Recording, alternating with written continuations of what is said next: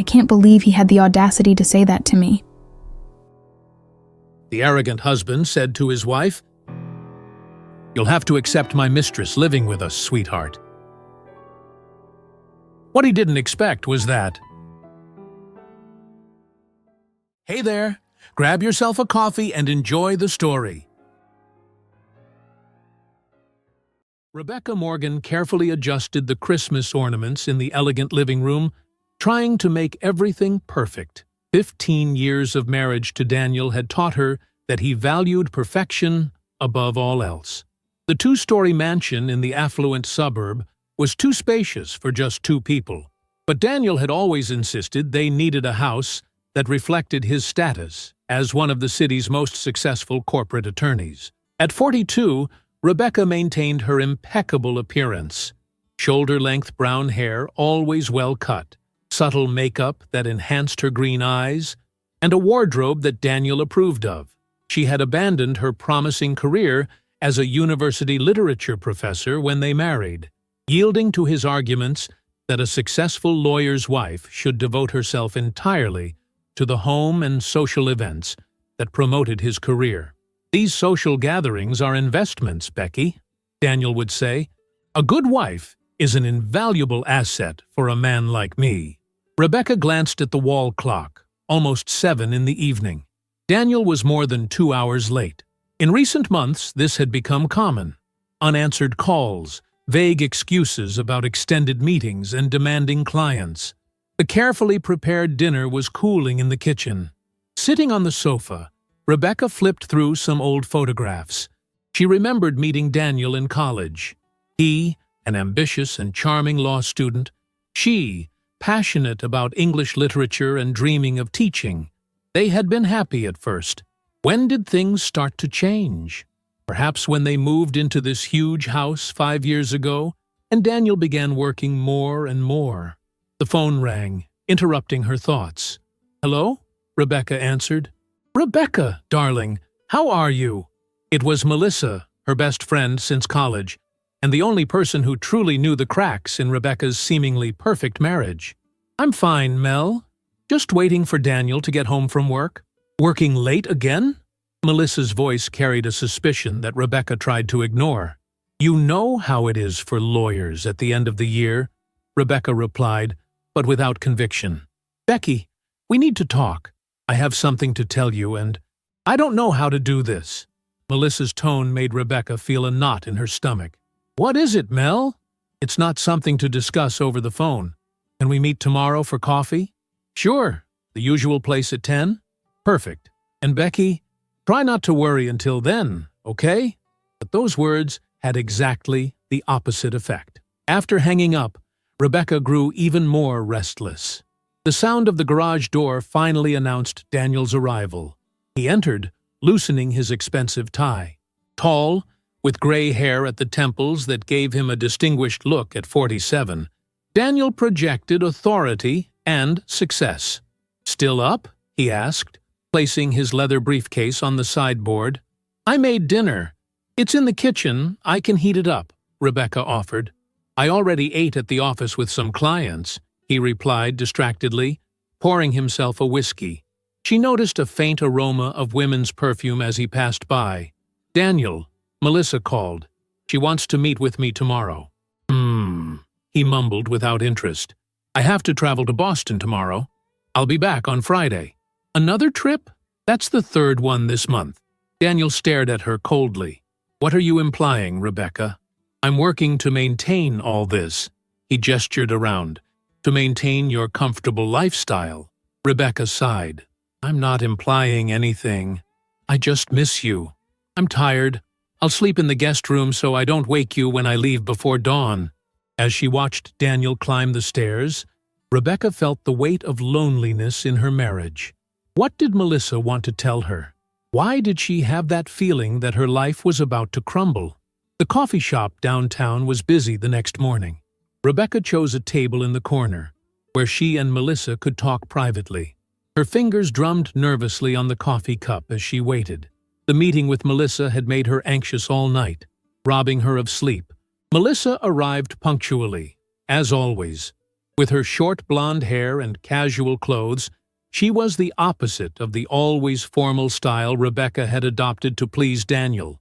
A university professor, the career Rebecca had abandoned, Melissa lived a free and independent life that sometimes made Rebecca question her own choices. "Sorry for all the mystery," Melissa said, after placing her order and settling in, "but I needed to see you in person."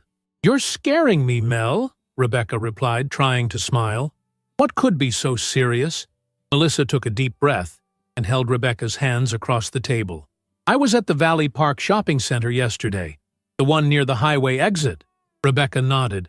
It was a luxury mall she rarely visited, as it was on the other side of town. "I saw Daniel there," Melissa continued hesitantly. "He wasn't alone, Becky." A heavy silence fell between them as Rebecca absorbed those words. Part of her already knew what would come next. He was with a woman, young, maybe about 30, and it didn't look like a work meeting. Melissa squeezed Rebecca's hands. They were intimate, going into the Tiffany's jewelry store together. Rebecca pulled her hands back and held her coffee cup firmly. The suspicions she had tried to ignore for months now took concrete form. The frequent delays, the business trips, the perfume that wasn't hers, the guest rooms. "Are you sure it was him?" she asked weakly, though she knew it was a foolish question. "Absolutely. I wanted to call you right away, but I felt I should tell you in person." Melissa hesitated. They seemed very comfortable with each other, as if it wasn't the first time. The tears Rebecca had been trying to hold back began to silently flow. "I've suspected for some time, but I didn't want to believe it," she confessed. "I always thought if I worked hard enough to be the perfect wife—" "This has nothing to do with you," Melissa interrupted firmly. "Nothing justifies what he's doing." Rebecca nodded, but years of insecurities planted by Daniel weren't easy to overcome. He would always comment when she didn't meet his expectations, subtly undermining her confidence over the years. "What are you going to do now?" Melissa asked. "He said he'd be in Boston until Friday," Rebecca replied, wiping away her tears. "But that's probably a lie. You deserve better than this, Becky." Melissa hesitated before continuing. "For months I've wanted to tell you. I think Daniel has isolated you. You gave up your career, your friends, your dreams. When was the last time you did something you truly enjoy?" The words hit Rebecca like a punch. It was true. In recent years, her life revolved solely around Daniel and his expectations. Even her clothes, her hair, her home, everything was chosen to project the image he desired. "I'm going to confront him," Rebecca suddenly decided. "When he returns, I deserve to know the truth." "Do you want me to come with you?" Melissa offered. Rebecca shook her head. "I need to do this alone, but thank you for telling me, as painful as it is." Upon returning home, Rebecca walked through the rooms of the mansion with new eyes. The house that Daniel called our dream had never really been hers. She opened the closet in the master bedroom and saw Daniel's clothes, all impeccable, organized by color and occasion. Her own clothes followed the same pattern, but not by her own choice. In Daniel's office, she sat in his leather chair. He never touched his documents, respecting his private space. But now, the rules had changed. She opened the desk drawers and found credit card statements that Daniel never showed her. Expensive restaurants, hotels, jewelry. Expenses that clearly weren't for her. In the last drawer, she found something that made her heart sink even further. A lease agreement for a luxury apartment downtown, signed 8 months ago. The tenant's name? Amber Stevens. In that moment, Rebecca felt something beyond the pain of betrayal. She felt anger. Anger at Daniel for his betrayal, but mostly anger at herself for becoming so dependent, so submissive, for accepting for so long to be less than who she was. When the phone rang, she saw Daniel's name on the caller ID. She took a deep breath and answered. "Hello, dear," she said, surprised by the firmness in her own voice. "How's Boston?" "Boston?" Daniel replied after a short pause. "Oh, yes. Everything's going well here. Productive meetings." Rebecca gripped the phone, noticing his hesitation. Through the office window, she could see the sunset painting the sky in orange hues, reflecting the fire now growing inside her. "That's good. And when exactly are you coming back?" she asked, keeping her voice calm while holding the lease agreement with Amber's name. "As I told you, Friday morning." "Why? Do you need something?" Rebecca took a deep breath. "Actually, yes. We need to talk when you get back. It's important." "Did something happen?" Daniel's tone changed to slight irritation. "If it's about renovating the garden, we can discuss that later. I'm busy now." "It's not about the garden," Rebecca replied. "It's about Amber Stevens." The silence on the other end of the line was deafening. "Who?" he finally said, but his voice betrayed him. "We'll have this conversation face to face, Daniel. On Friday." Rebecca hung up before he could respond. Her hands were trembling, but a strange sense of power was overtaking her. For the first time in years, she was taking control of her life. She rose from the chair and went to the master bedroom. She opened her jewelry box and took out the wedding ring Daniel had given her on their 10th anniversary, an ostentatious diamond that he had chosen to show off his success, not for its romantic significance. That night, Rebecca didn't sleep. Instead, she immersed herself in the past, reviewing photos and memories from her college days. She found her master's thesis in English literature that had received honorable mention, work she was genuinely proud of. She remembered how she shined in the classroom, the respect of students, the passion for the profession she had abandoned. The next morning, she called Melissa. "I know who she is," she said, as soon as her friend answered. "Amber Stevens. He rented an apartment for her 8 months ago." "Oh, Becky." Melissa sighed. "How did you find out?" "I found a contract in his office, and now it all makes sense. The trips, the nights away. I partially confronted him on the phone. We'll talk on Friday when he gets back." "How are you feeling?" Rebecca pondered before answering. "Strangely stronger than I imagined, but also lost. I realized I don't know who I am anymore outside of being Daniel Morgan's wife." "You're Rebecca Palmer before you're Rebecca Morgan," Melissa reminded her, using her maiden name. "The brilliant woman I met in college is still in there." Over the next few days, Rebecca mentally relived each year of her marriage. How had she allowed her identity to be gradually erased? The change had been so subtle, small concessions that seemed reasonable when made in the name of love. Daniel had always known how to manipulate her, making her believe his suggestions were for her own good. "You don't need to work, darling. I want you to enjoy life," he would say. But what he really wanted was control. On Thursday, Rebecca received a message from Daniel informing her that he would return later than planned. On Saturday, not Friday. Another lie. Determined not to wait any longer, Rebecca took Amber's apartment address and drove there. The building was exactly the type of place Daniel admired. Modern, luxurious, discreet.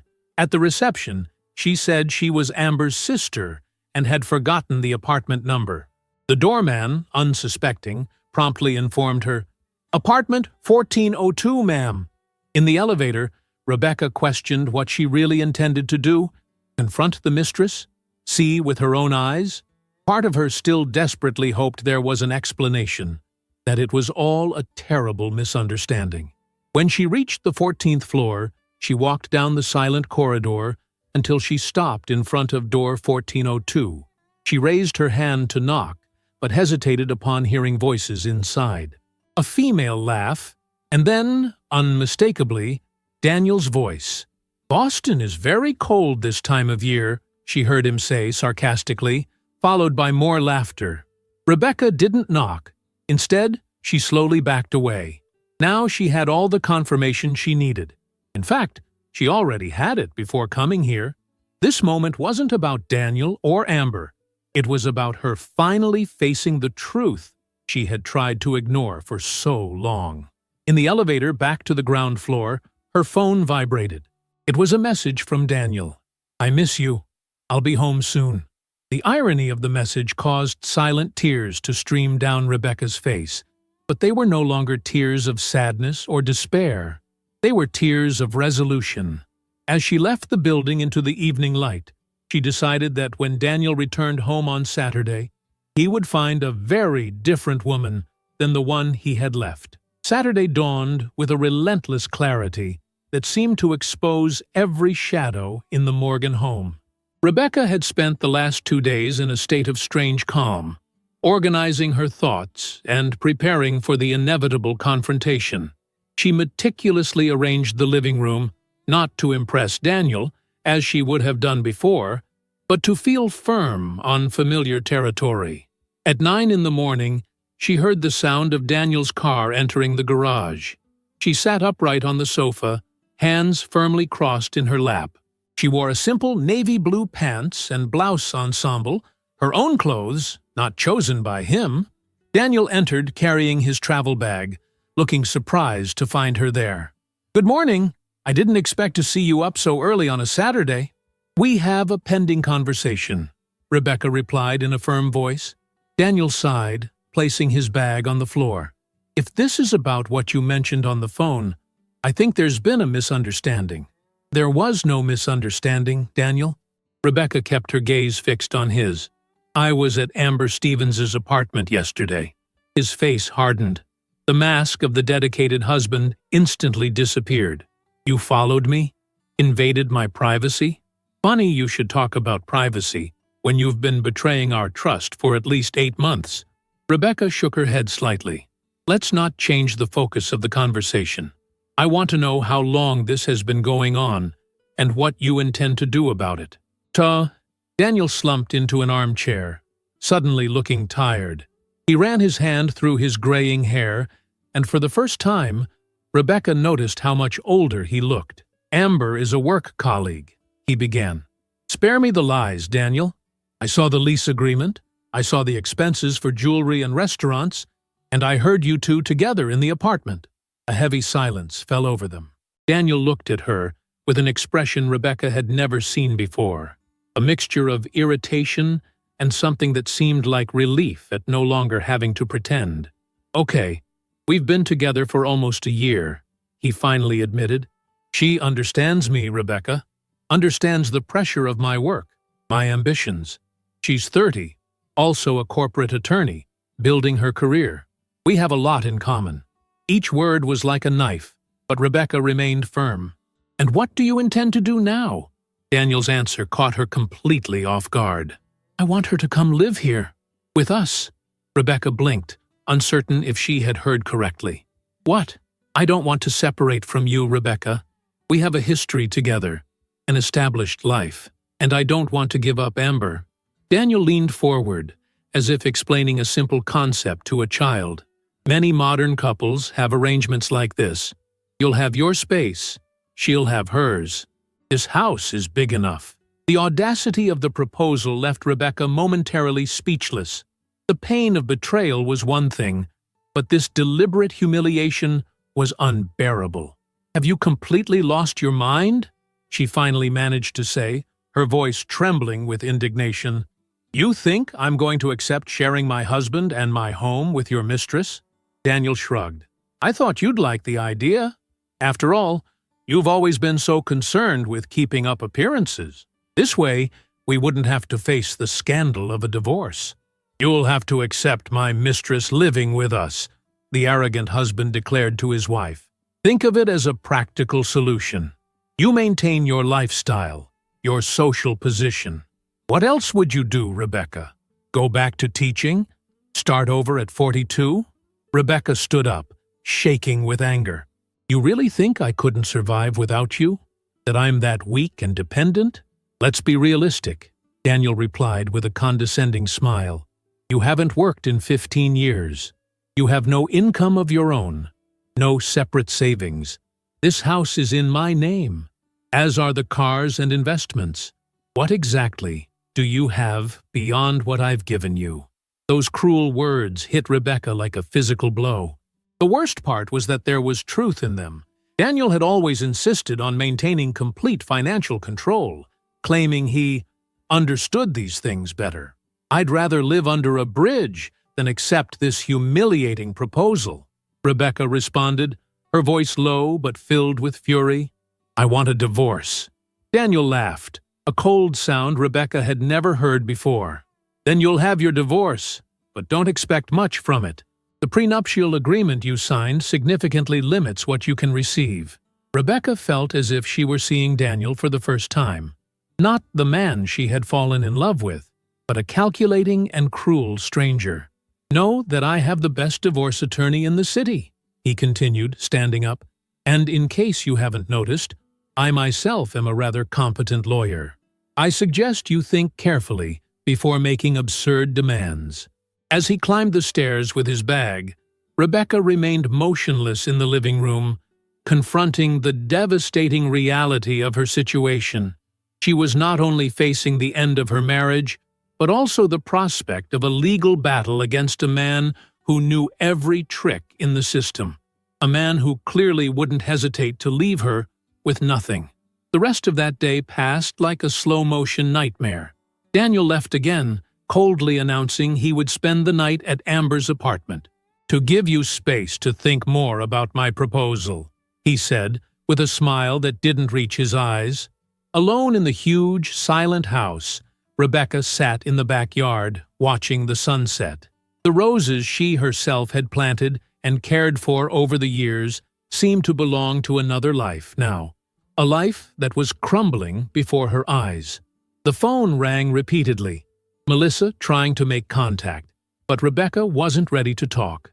She needed to organize her thoughts, understand what had happened, and, more importantly, decide what to do next. When night fell completely, she went back into the house and headed to Daniel's office. This time, there was no hesitation in opening drawers and folders. She took photos of documents with her phone, bank statements, investments, the prenuptial agreement he had mentioned. She needed to understand exactly what she was fighting against. Reading the prenuptial agreement by lamplight, Rebecca felt a wave of nausea. The document, signed in her pre-wedding euphoria when she blindly trusted Daniel, effectively left her with very little if they divorced. She would be entitled only to a small temporary alimony and no part of the properties or investments acquired during the marriage. "How could I have been so naive?" she murmured to herself. The next morning, she finally returned Melissa's call. "My God, Becky, I was getting worried. How are you?" Rebecca told her everything. The confrontation, Daniel's absurd proposal, the veiled threat about the divorce. Her voice trembled occasionally, but remained firm. "That bastard!" Melissa exclaimed. "Becky, you need a lawyer, immediately." "I don't have money to hire a good lawyer," Rebecca replied. "The joint account we have is monitored by him. If I withdraw a large amount, he'll know." "I'll lend you the money," Melissa offered without hesitation. "And I know someone, a lawyer who specializes in complex divorces. She worked with a colleague from the department last year, Sarah Patterson. She's known for taking on arrogant lawyers like Daniel." 2 hours later, Rebecca was sitting in Sarah Patterson's discreet office. The attorney, a middle-aged woman with keen eyes and a confident posture, listened attentively as Rebecca explained her situation. "Unfortunately, cases like yours are more common than I'd like," Sarah commented after examining the copy of the prenuptial agreement Rebecca had brought. "Men in positions of power who financially isolate their wives." "So, there's no hope?" asked Rebecca, feeling defeated. "I wouldn't say that." Sarah adjusted her glasses. "This agreement has questionable points, and more importantly, you've dedicated 15 years of your life to this marriage, abandoned your career at his request. That has value. Additionally, I have some questions. Does Daniel keep office clients as personal clients?" Rebecca nodded. "Yes, he mentions that occasionally. He prides himself on having clients who follow him personally, regardless of which firm he works at." "And does he work at home? Use your residence for business meetings?" "Constantly. We converted the studio into a second office for him, and we host business dinners at home at least twice a month." Sarah took notes. "This could be important. We can argue that the residence functioned partially as a commercial space, and that you directly contributed to his career by maintaining the home and hosting professional events. For the first time in days, Rebecca felt a small flame of hope. "Do you really think we can fight him?" "It will be a battle," Sarah admitted. "Daniel has resources and knows the system, but I know how to handle men like him. They tend to underestimate their female opponents, and that's a mistake we can use to our advantage." Leaving Sarah's office, Rebecca felt different. The pain and humiliation were still there, but now there was also purpose, direction. Melissa was waiting at a nearby cafe. "How did it go?" "She thinks we have a case," Rebecca replied. "It won't be easy, but there are possibilities." "And now? Are you going back home?" Rebecca shook her head. "I can't stay there, Mel. Not after what he said, what he proposed." "Stay with me," Melissa offered instantly. "I have that guest room. You can stay as long as you need while you sort things out. I don't want to impose—" "Rebecca Morgan, stop that right now," Melissa interrupted firmly. "You housed me for 3 months when I broke up with Jeff, and my apartment flooded, remember? Besides, I want you close. I don't trust what Daniel might do." That night, after picking up some clothes and essential items from the mansion while Daniel was still out, Rebecca sat on the small balcony of Melissa's apartment.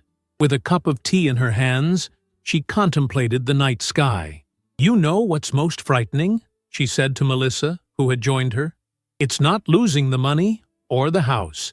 It's realizing that I wasted 15 years with someone who never really loved me, who saw me as property, an accessory." "It wasn't a waste," Melissa replied softly. "It was part of your journey.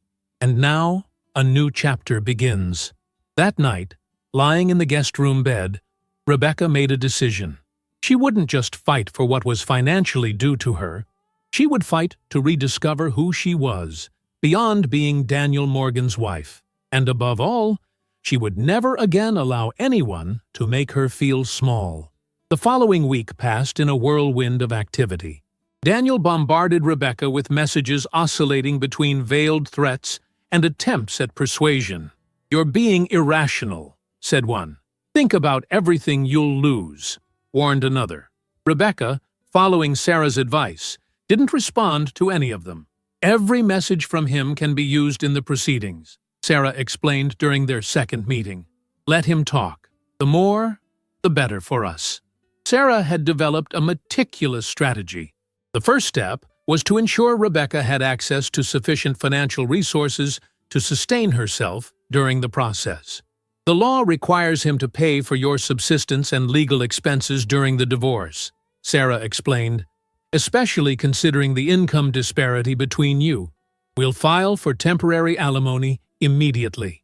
On the 3rd day away from home, Rebecca received notification that Daniel had emptied their joint account, the little financial access she still had. "Predictable," Sarah commented when Rebecca called in a panic, "and exactly the kind of behavior judges hate. He just gave us more ammunition." Sarah filed an emergency request, and to Rebecca's surprise, the judge quickly ruled in her favor. Daniel was ordered to deposit a significant monthly amount for her expenses and to pay her legal fees. When Rebecca received the first deposit, she felt a strange sense of relief. It was the first time in years she had money that she didn't need to justify to Daniel how she had spent. "This is just the beginning," Sarah assured her. "And I have more interesting news. I've obtained information about Daniel's private clients. It appears he may be diverting clients from the firm where he works without properly documenting it. This could constitute an ethical violation." "How does that help us?" Rebecca asked. "Leverage," Sarah replied with a small smile. "Daniel won't want the firm or the Bar Association investigating his practices. This gives us negotiating power." As the legal battle progressed, Rebecca began rebuilding other aspects of her life. Melissa encouraged her to reconnect with former university colleagues. "The literature department is always looking for substitute professors," she casually commented during dinner.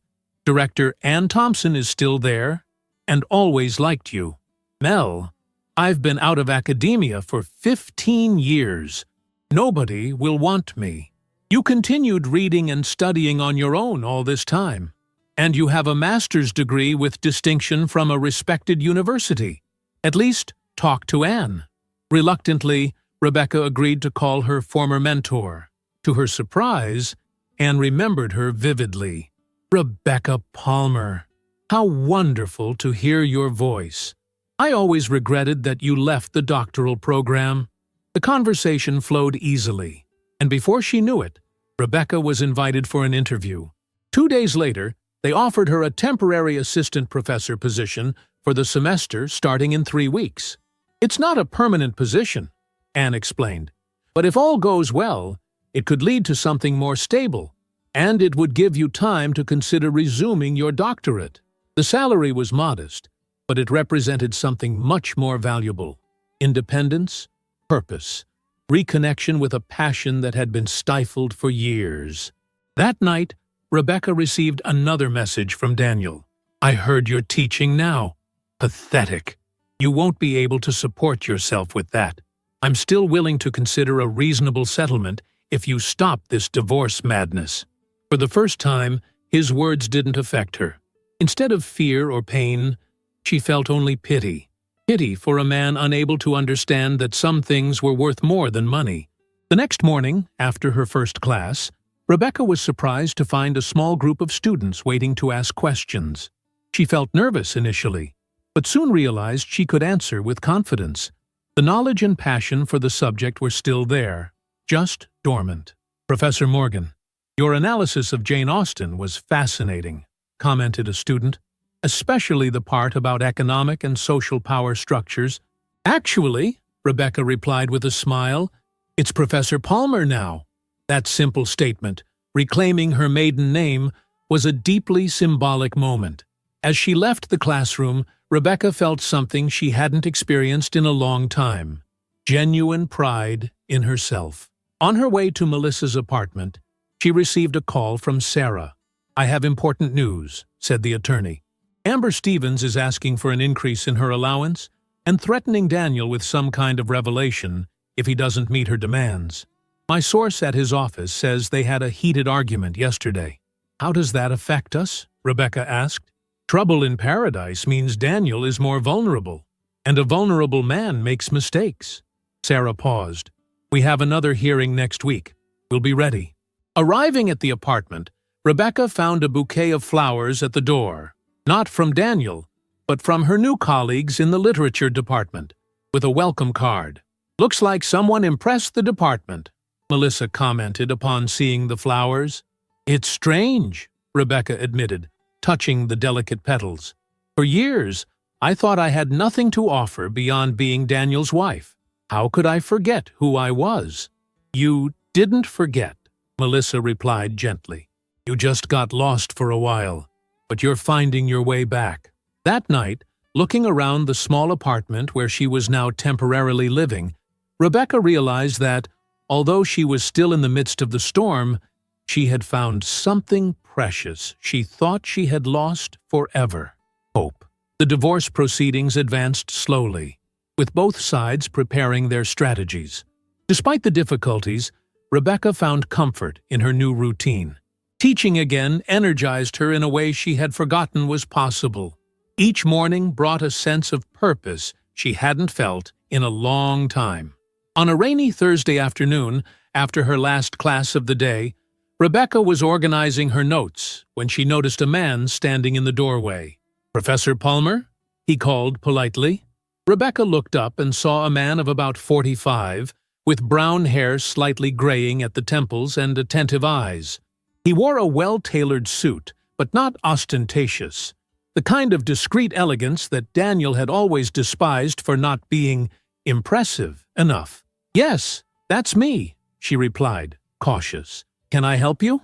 "My name is Michael Hartman," he introduced himself, approaching and extending his hand. "I'm a partner at Pearson & Associates law firm." Rebecca felt a chill down her spine.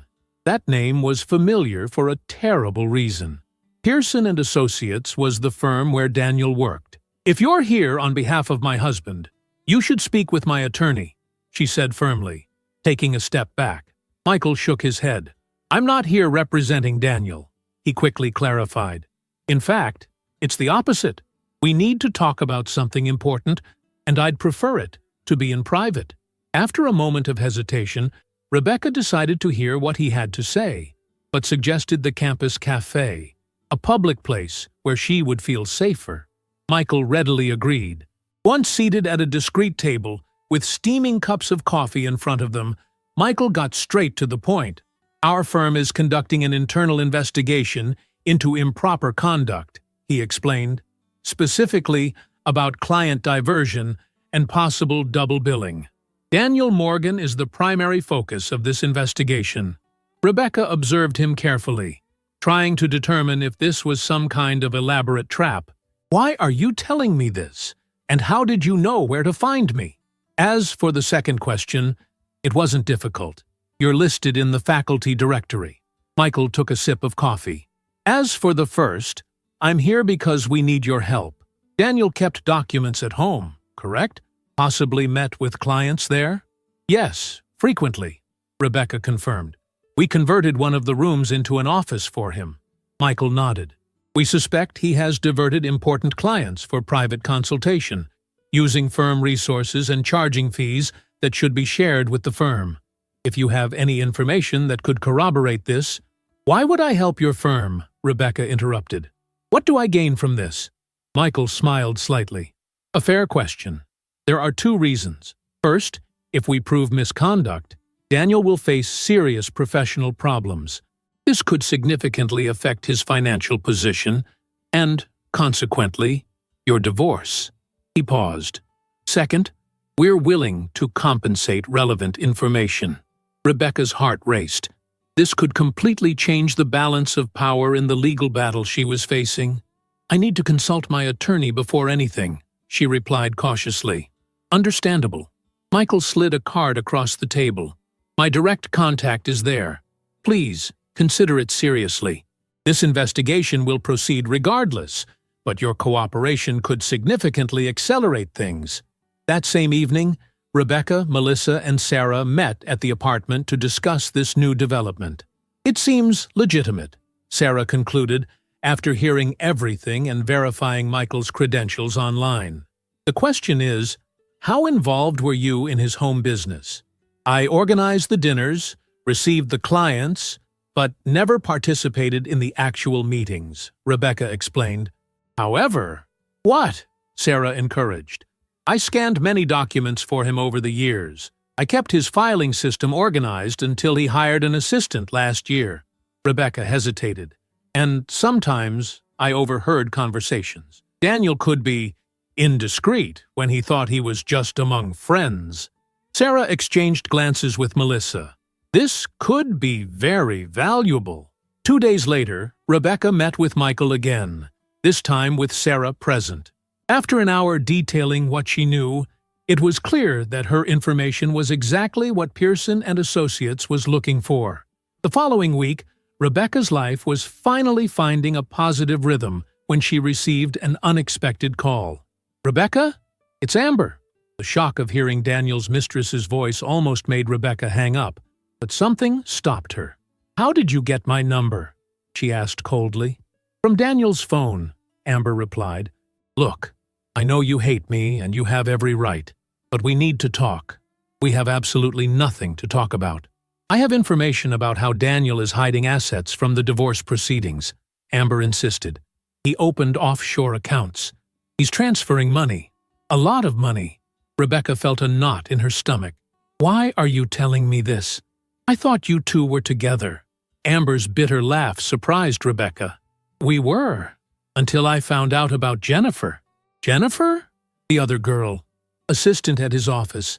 Apparently, I'm too old at 30, Amber explained, her voice heavy with resentment. "He promised to leave you for me, you know? And now I've discovered he's making the same promises to her." Rebecca closed her eyes, feeling a mixture of nausea and anger. One betrayal wasn't enough. Daniel maintained a pattern of continuous deception. "And what do you want in exchange for this information?"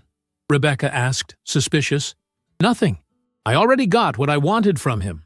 Apartment, car, jewelry, gifts are legally mine." The satisfaction in Amber's voice was palpable. "I'm leaving for California next week. But before I go, I want to make sure he pays for lying to both of us." That night, Rebecca couldn't sleep. The revelation of yet another mistress, the offshore accounts, everything indicated that Daniel was even more manipulative and dishonest than she had imagined. And now she had to decide whether to trust Amber, the woman who had helped destroy her marriage. "Is it a trap?" she asked Melissa the next morning. "Could Daniel be using her to trick me?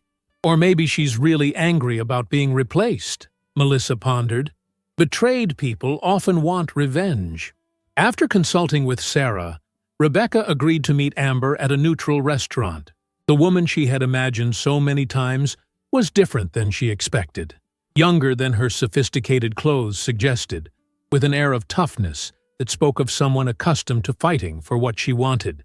"Here," said Amber, sliding a flash drive across the table. "I copied documents from his computer, bank statements, emails about transfers. He thinks I'm stupid, that I only care about expensive gifts." Rebecca looked at the flash drive, feeling the weight of her decision. "Why should I believe you?" Amber leaned forward. "Because we were both deceived by the same man. The difference is that I found out before wasting 15 years of my life." Her gaze softened momentarily. "And because, strange as it seems, I think you deserve better." The flash drive Amber provided turned out to be a goldmine of information. Sarah called an emergency meeting with Rebecca and a financial expert to analyze the documents. "This is absolutely incriminating," stated Julian Wheeler, the forensic accountant Sarah had hired. "Daniel transferred more than $2 million to accounts in the Cayman Islands over the last 8 months, clearly trying to hide assets from the divorce proceedings." Sarah nodded, flipping through the printed documents. "And these communications with the bank manager, he explicitly mentions keeping the funds protected during the divorce. There's no ambiguity." Rebecca observed the pile of evidence with a sense of unreality. The extent of Daniel's dishonesty was shocking, even after everything she had already discovered. "What do we do now?" she asked. "Two things simultaneously," Sarah replied. "First, we present this to the court as evidence of concealment of assets. This can result in severe penalties for Daniel, possibly even the complete reversal of the prenuptial agreement due to bad faith. Second, we share this information with Michael Hartman at Pearson & Associates, strengthening their internal investigation." 2 days later, Daniel Morgan's world began to crumble. The court issued an asset freeze order after evidence of concealment. Simultaneously, Pearson & Associates summoned him for an emergency meeting of the Board of Partners. Rebecca didn't directly witness these events, but received updates from Michael and Sarah. Daniel, apparently, reacted with his usual arrogance, initially denying everything until confronted with irrefutable evidence. "He's panicking," Michael reported after the firm meeting. "He's been temporarily removed from his duties while the investigation continues, and frankly, his situation doesn't look good at all." In court, things weren't any better for Daniel. The judge, visibly irritated by the concealment tactics, ordered a complete review of all the couple's assets and appointed an independent administrator to supervise the process. The morning after the judicial decision, Rebecca received an unexpected call from Daniel. "We need to talk," he said, his voice devoid of its usual confidence. "In private." Rebecca hesitated. "Any communication should go through our lawyers now." "Please, Rebecca," he insisted, and for the first time in their marriage, she heard something she never expected from Daniel Morgan. Pleading. 15 minutes, at the cafe near the university. After consulting Sarah, who advised caution but didn't forbid the meeting, Rebecca agreed. When she arrived at the cafe, she found a man very different from the confident, controlling husband she had known. Daniel seemed to have aged years in weeks, deep circles under his eyes, defeated posture, his arrogance replaced by an almost desperate expression. "Thank you for coming," he said when she sat down. "I know I don't deserve your time." "What do you want, Daniel?" Rebecca asked, keeping her voice firm despite the strangeness of seeing him so dejected. "I want to propose a settlement," he replied, looking nervously around as if afraid of being watched. outside the courts, something more generous than the judge will probably determine. Rebecca studied him carefully. Why would you do that now? Because I'm finished professionally, Daniel admitted with a heavy sigh. Pearson is kicking me out. The Bar Association is investigating possible ethical violations. If this goes to criminal trial, he didn't complete the sentence, but the implication was clear. How much? Rebecca asked directly. Half of everything, Daniel offered. The house, the investments, everything. I'll split everything 50-50, including what I tried to hide. Rebecca allowed herself a moment to appreciate the irony. The man who had tried to leave her with nothing was now offering half of everything. Not out of generosity, clearly, but out of desperation. Why should I trust you now? Because I don't have any more cards up my sleeve, he replied simply. Amber betrayed me. The firm betrayed me. I'm cornered. Amber didn't betray you, Rebecca calmly corrected. She just did what you would do if the situation were reversed. And as for the firm, they just discovered you were stealing from them. Daniel lowered his head, without arguments. I'll consult my attorney, said Rebecca, standing up, but know that any agreement will have to be completely transparent and legally binding. Leaving the cafe, Rebecca felt a strange mixture of emotions. There was no satisfaction in seeing Daniel destroyed, just a melancholy for the waste of so many years, for what could have been if he were the man she thought she had married. On her way home, she stopped at a park and sat on a bench, watching families and couples strolling under the autumn sun. For the first time, she allowed herself to cry openly, not for the end of the marriage, but mourning a dream that had never been real. That night, she reported the meeting to Sarah, who was surprised by the offer.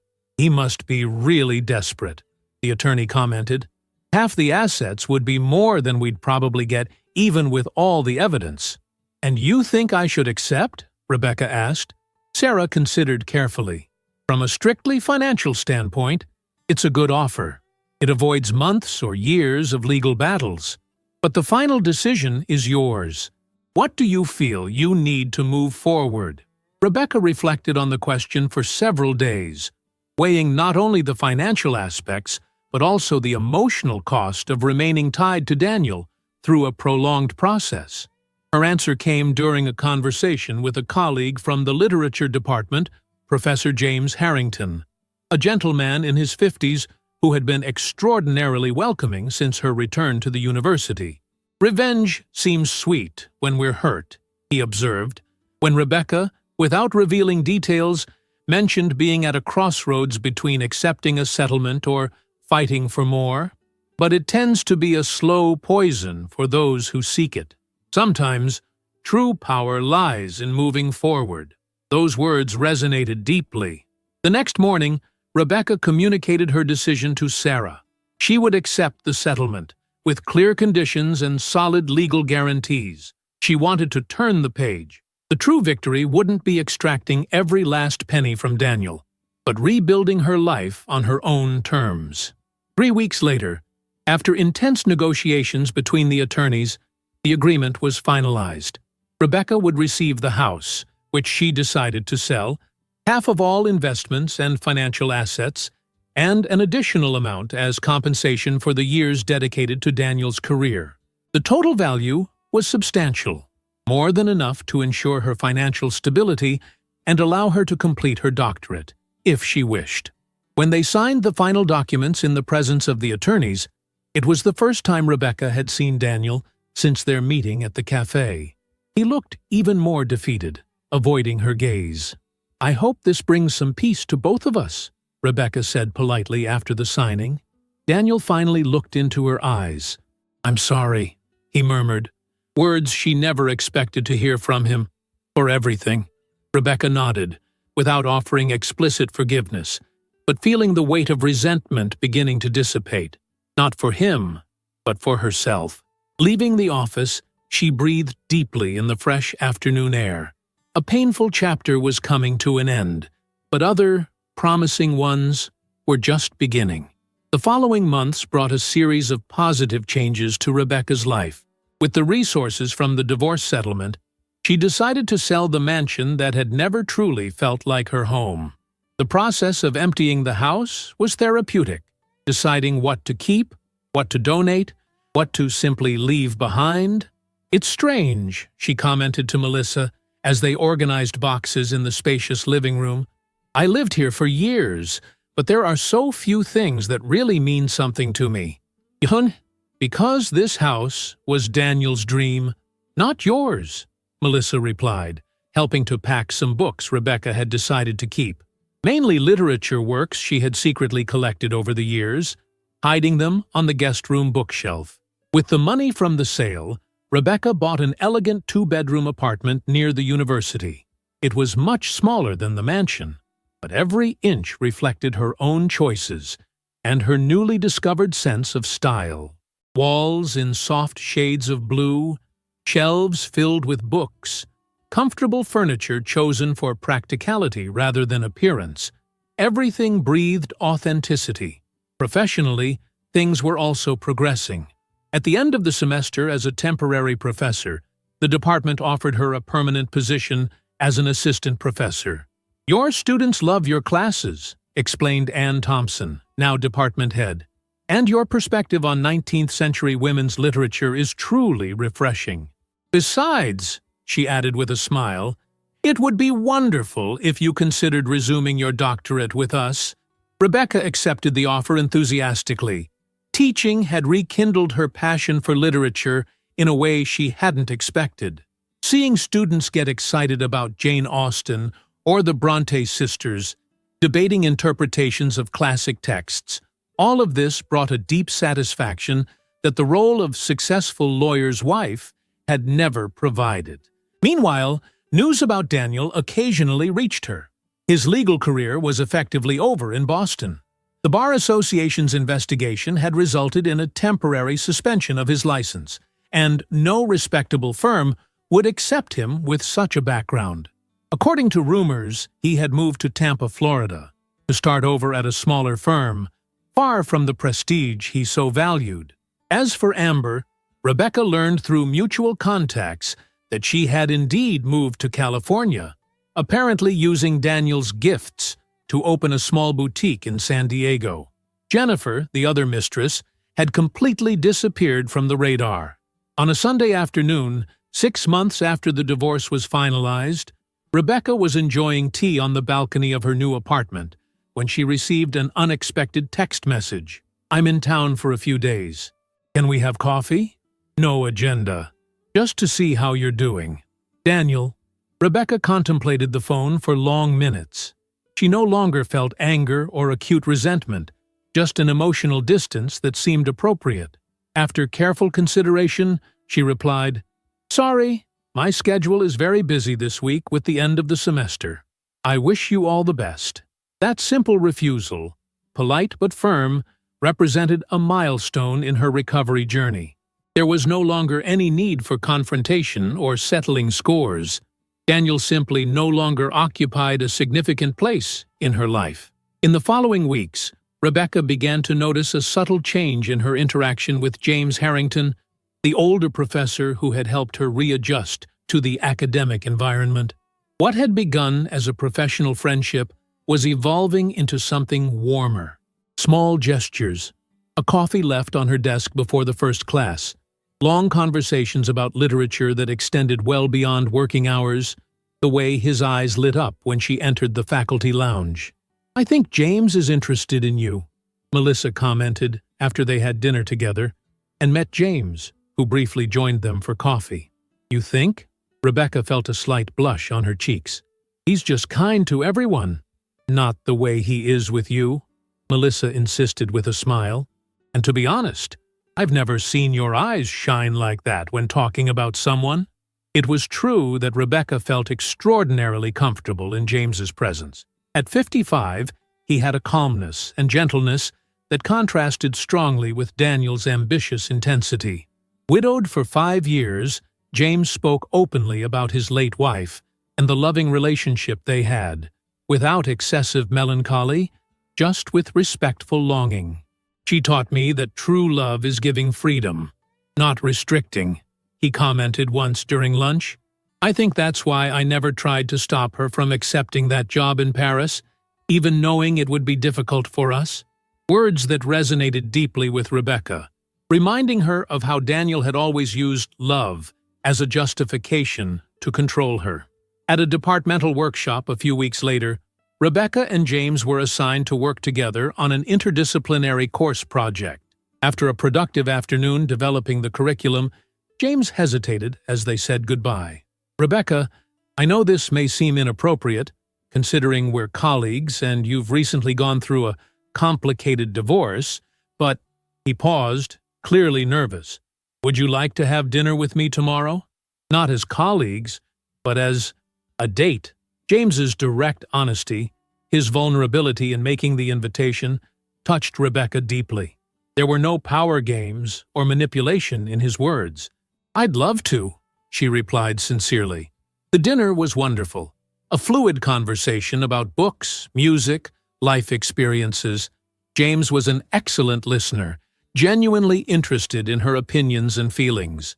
To Rebecca's surprise, she found herself sharing parts of her experience with Daniel that she had mentioned only to Melissa. "I think the hardest thing was realizing how I allowed my own identity to be gradually erased," she confessed, "as if I had forgotten who I was before being the wife of." James nodded understandingly. Unbalanced relationships do that. One partner absorbs the other's light until almost nothing remains. "But now I feel like I'm finding my way back," Rebecca concluded with a small smile. "Or maybe discovering a completely new path." "And you're doing it brilliantly," James replied, his eyes reflecting genuine admiration. In the following months, the relationship gradually flourished. James never pressured, always respecting the pace Rebecca set. Slowly, she rediscovered parts of herself that had been suppressed during the marriage. Her witty sense of humor, her passion for outdoor walks, her talent for watercolor painting that she had abandoned because Daniel considered it a purposeless hobby. During one of these weekend walks, they stopped to rest at a viewpoint overlooking the city. Autumn had painted the trees in vibrant shades of red and gold, an appropriate metaphor for the transformation in her own life. "You know," said James, gently holding her hand, "when Catherine lost her battle with cancer, I thought I would never find this kind of connection with someone again, that this part of my life was over." Rebecca squeezed his hand gently. "I know what it's like to feel that a door has permanently closed. But then you appeared, with your resilience and your determination to rebuild." James smiled, and I realized that sometimes, when a door closes, it's not the end of the journey. It's just a change in direction. In that serene moment, with the city below them and the expansive sky above, Rebecca felt a sense of completeness that she had thought forever lost. Not because James completed her in the cliched romantic sense, but because she had found the balance between genuine intimacy and personal independence, something her marriage to Daniel had never offered. "We're two complete adults choosing to walk together," she said softly, "instead of one trying to possess or control the other."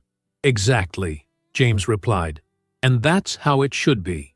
That night, returning to her cozy apartment, Rebecca reflected on the extraordinary transformation her life had undergone in just 1 year, from the initial humiliation and despair to renewed independence and the possibility of authentic love. The journey hadn't been easy, but each difficult step had led her exactly where she needed to be. 2 years had passed since the fateful day when Daniel made his humiliating proposal.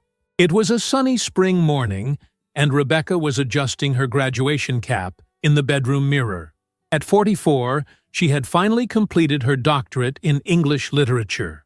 The defense of her thesis on power, submission, and female liberation in Jane Austen's novels had not only been approved, but praised by the committee as a significant contribution to the field. "You're radiant," said James, appearing at the door with a coffee cup in each hand. After a year of dating, they had decided to move in together 6 months ago. The relationship continued to flourish, based on mutual respect and genuine admiration.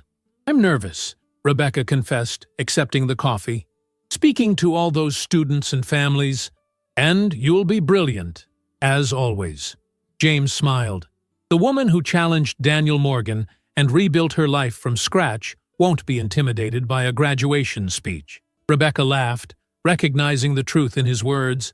She had been invited to speak as the representative of the graduate students, an honor that reflected not only her exceptional academic performance, but also the respect she had earned among colleagues and professors. On campus, the chairs arranged on the central lawn were being occupied by enthusiastic family members. Melissa was in the front row, waving excitedly. Next to her, to Rebecca's surprise, was Sarah Patterson, the attorney who had become a close friend throughout the process. The ceremony proceeded with traditional pomp until Rebecca was called to the podium. Standing before the crowd, she felt a serenity that came from the awareness of her own worth. When I began this academic journey 2 years ago, I was also beginning a personal journey of rediscovery, she began. Many of us reach crucial moments in life where we are confronted with a fundamental choice: to remain in situations that diminish us, out of fear of the unknown, or to take a leap of faith toward our own truth and potential. The words flowed naturally as she shared, without specific details, the essence of her personal transformation alongside the academic one. There is a line in Jane Austen's Persuasion that says, "Just do not tell me to give up because of pride, chances of happiness, and fear of what others will decide." These words became my mantra when facing my own fears and uncertainties.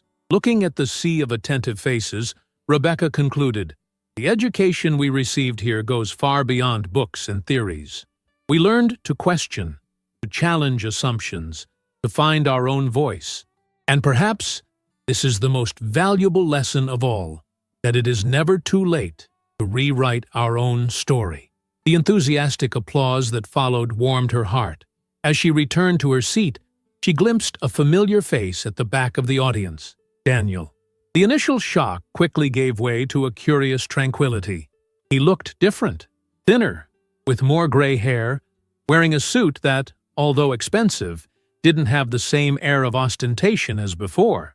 After the ceremony, while receiving hugs and congratulations from friends and colleagues, she noticed Daniel hesitantly approaching.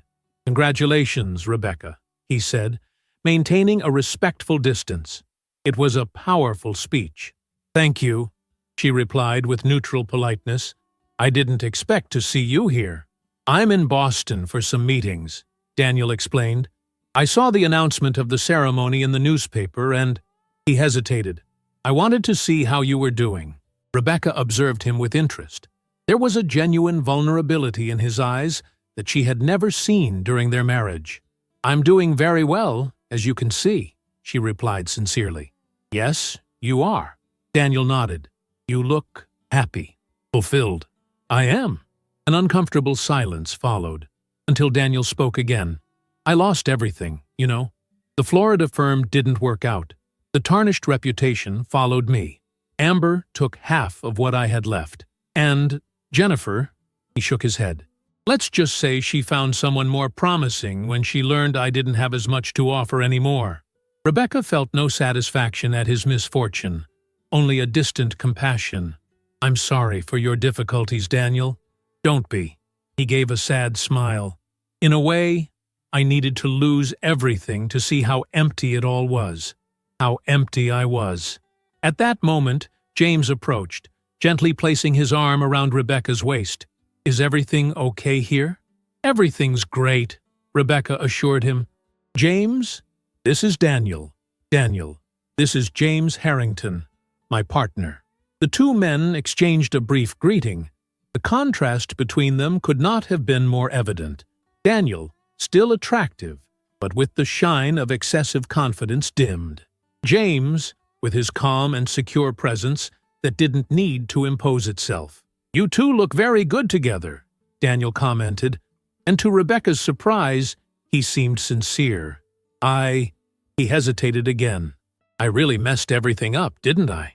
We had something good, and I devalued it. I treated you like a possession, not like a partner." "Yes," Rebecca simply agreed, "but that's in the past now." Daniel nodded, accepting the truth in her words.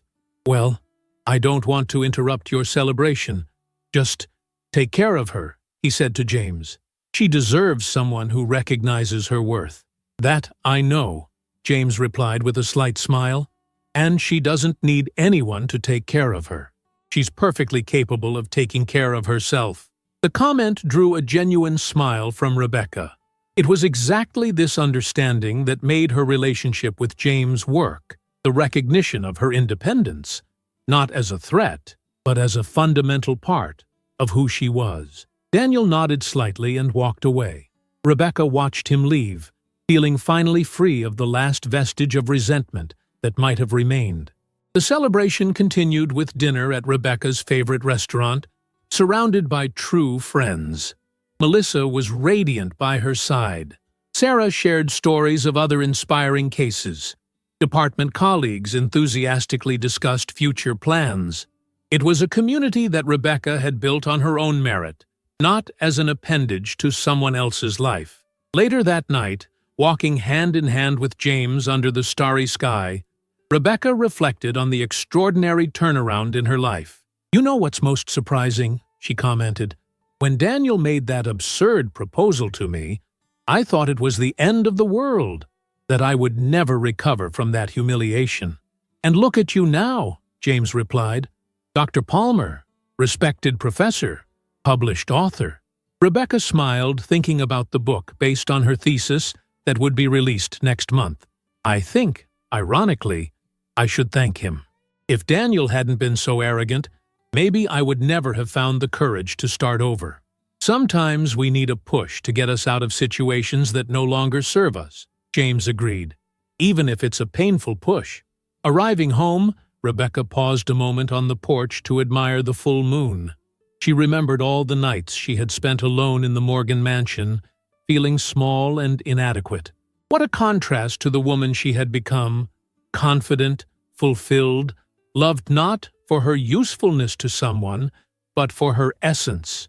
The journey had been difficult, but each obstacle overcome had strengthened her. Each challenge had taught her more about her own capacity for adaptation and growth. Daniel's betrayal, which once seemed like a sentence to unhappiness, had actually revealed itself as the catalyst for her liberation. As she entered the warmth of the home she had built with James, a home of equality and mutual respect, Rebecca carried with her a serene certainty that true happiness was not in being someone's perfect wife, but in being authentically herself, and that she would never again allow anyone to diminish her light or question her worth.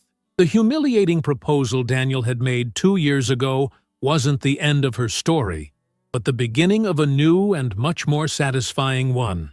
A story where she, finally, was the author of her own destiny. If you've made it this far and Rebecca's journey touched your heart, comment the word courage to show me that you followed this entire transformation. Subscribe to the channel so you don't miss our next incredible stories that I prepare with such care for you. We are a community of good story lovers, and your presence here means a lot to me. Thank you for the coffee, and see you soon.